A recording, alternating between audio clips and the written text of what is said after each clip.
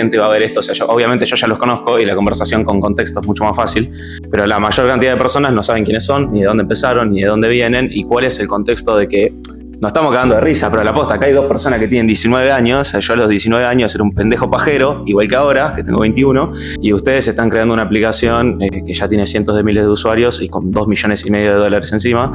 Y me falta contexto, yo no quiero preguntarles cómo arrancó Sirvana, quiero preguntarles de dónde se conocieron ustedes, cómo arrancó esto y cómo llegaron hasta el punto de leer la biografía de Steve Jobs y decir, ok, listo, es por acá. Te respondo yo porque Mateo está despertándose, así que te voy a... Sí, confío en sus comentarios igual durante la explicación. Te cuento la historia larga. Nosotros nos conocimos en la secundaria, íbamos juntos a la Escuela Centenario, escuela pública en Paraná.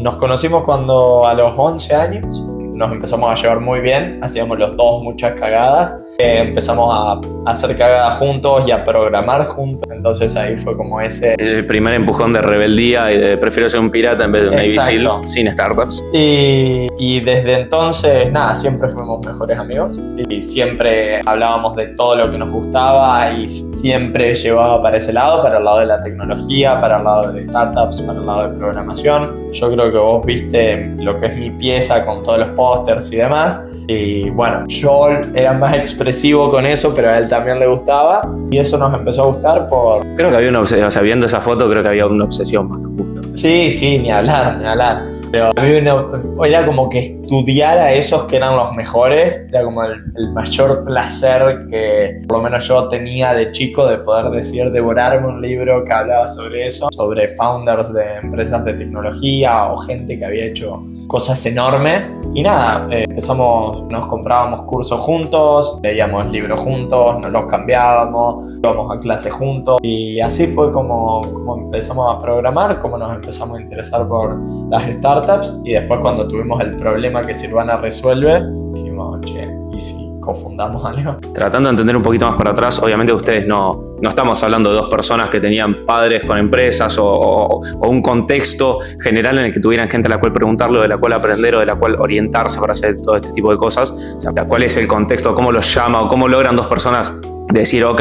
O sea, entiendo un poco más mi pregunta. Lo más fácil en ese contexto, o sea, estando en el interior, siendo chicos, sin tener ninguna persona a la cual preguntarle nada sobre o que tener como ejemplo cercano para lo que ustedes querían hacer, lo más fácil es pensar, no hay chance que yo haga esto. Sí, e incluso diría que nuestra familia hasta hace pocos meses le seguía costando entender qué es lo que hacíamos, así que no es solo que... O sea, no es que no creían en ustedes, no entendían qué era lo que querían. Claro, o sea, crecimos en un entorno muy alejado de cualquier cosa empresarial o de programación siquiera. Nuestros padres, mi mamá es profesora y mi papá es periodista, su mamá es abogada y tu papá trabaja porque yo no lo puedo describir. Es laburo oficinista completamente normal, alejado de la programación.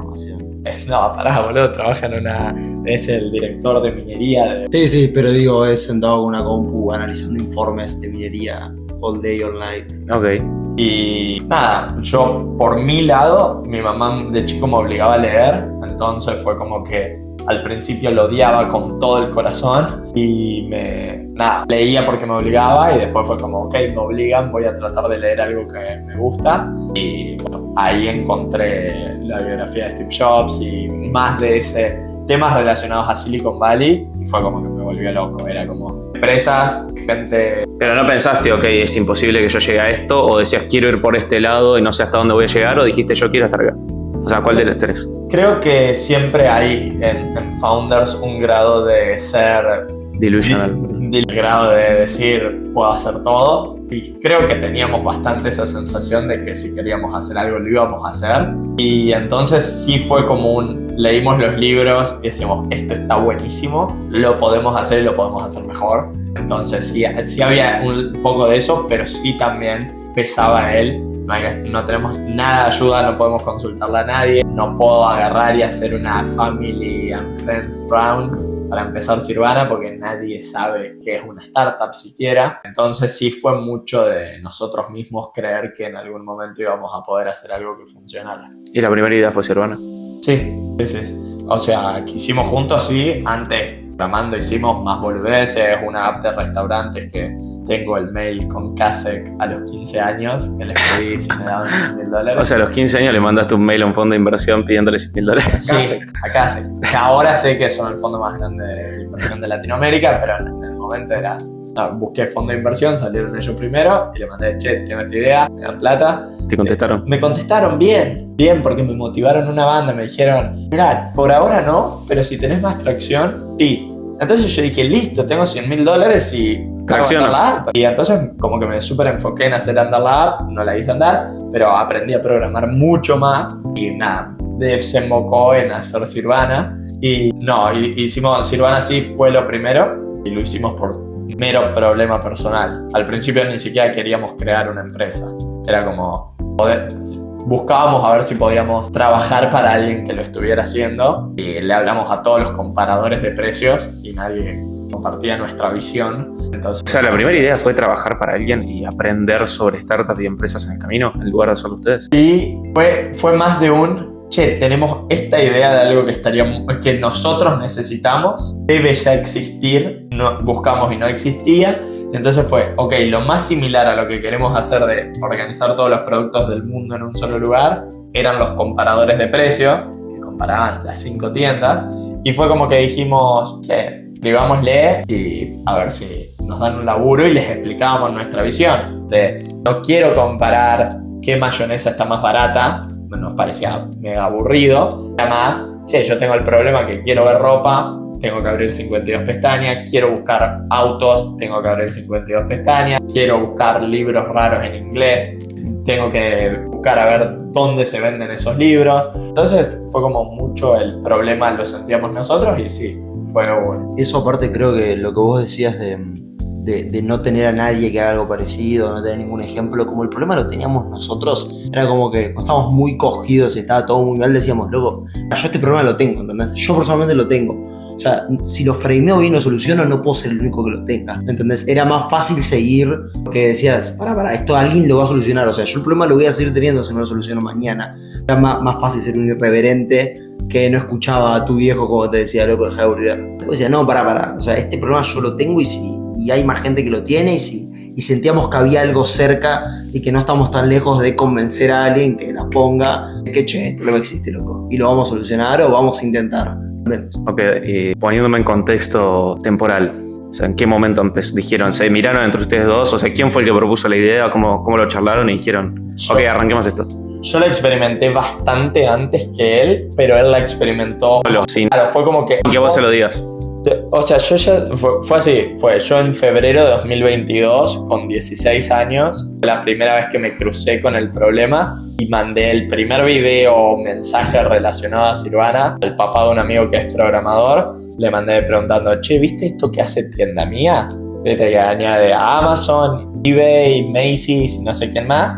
Le pregunté, ¿puedo añadir tipo muchas más tiendas y buscar en un lugar todos esos productos? Y me dijo, sí, se puede. Mi problema personal era, me había propuesto inicio de ese año leer un libro a la semana en inglés y era imposible encontrar los libros que quería por fuera de Amazon. Y entonces era todo el tiempo abrir miles de pestañas de editoriales, de librería, Mercado Libre, Busca Libre, Tienda Mía, todas esas las vivía abriendo. Entonces ese fue como el primer febrero 2022, el primer encuentro con el problema.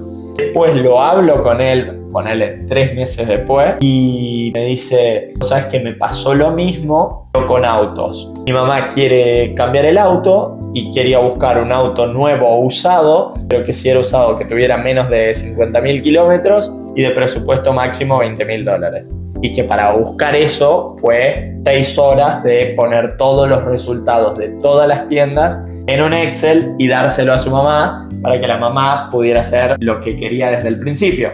Todos los productos que cumplen con eso que ella está buscando en un solo lugar. Ok, pero tengo una duda, digamos. Obviamente, vos lo dijiste, Mateo, no son las únicas personas con ese problema. Es más, yo lo tuve ese problema. Y al igual que el resto de personas que no son ustedes, y tuvimos esa problemática, ninguno pensó, resolvámosla o hagamos una app para resolver este problema. Por ende, pensándolo en cuanto al huevo y la gallina, pensás que las ganas de emprender y de hacer cosas Si no lo hubieses tenido, no hubieses empezado esto simplemente por haber encontrado el problema. O sea, hay un tema de...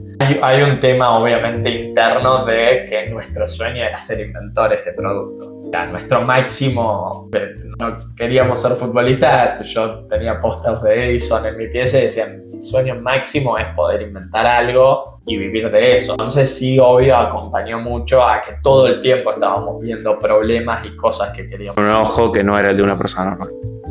Hoy en día capaz que te digo que no, en ese momento te diría... No, una persona normal en el sentido de realmente estabas mirando problemas, o, tipo lo mencioné en el primer episodio de la charla, de que hay algo en el cerebro, porque es muy graciosa la explicación. Hay una parte del cerebro que se llama sistema de activación reticular que filtra la realidad en base a lo que vos necesitas.